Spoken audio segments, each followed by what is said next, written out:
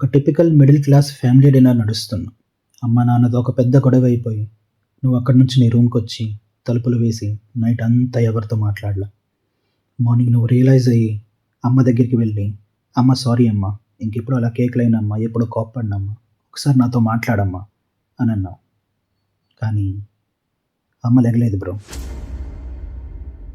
మన ఈగో చాలా చిన్నది బ్రో మన లైఫ్‌తో కంపేర్ చేస్తే.